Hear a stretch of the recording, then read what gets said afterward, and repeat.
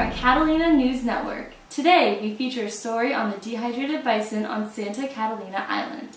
Catalina Island is 22 miles off the coast of Los Angeles, and it is currently experiencing a severe drought. The drought conditions are influencing not only residents and tourists, but the bison as well. The bison on Catalina were brought to the island in the 1920s for a movie set, and have been grazing the lands ever since. Even though the bison are an invasive species, the Catalina Island Conservancy decided to keep the bison on the island for their cultural value and economic significance.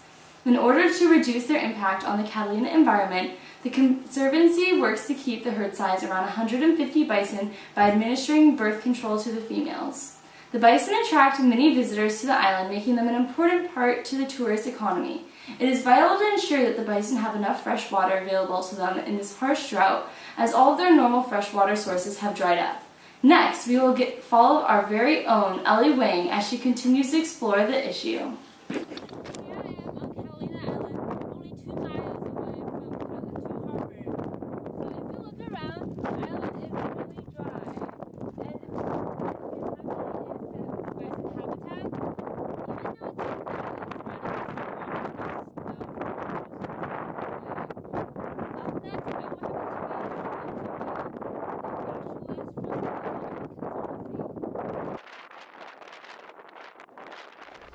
Here we are on air with Alexa Johnson to hear the view on the Catalina bison.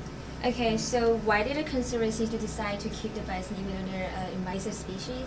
So the Conservancy analyzed the situation and realized that due to their iconic and tourism appeal, there was a benefit to keeping bison on Catalina Island. Mm-hmm. So the decision was made to keep them. And so they looked at the nature of the animal and found that based off the fact that they reproduce slowly, so females are only capable of having one calf once per year, they're generally slow-moving species, they're large-bodied, so they're easy to find, that they could be managed. Mm-hmm. So unlike some other species that were removed from the island, the bison kind of lent themselves nicely to being managed. So the Conservancy, based off just the money that's brought to the island through tourism, because people come to see the bison, that we needed to maintain them on the island. So how is the living condition for bison right now under the drought condition?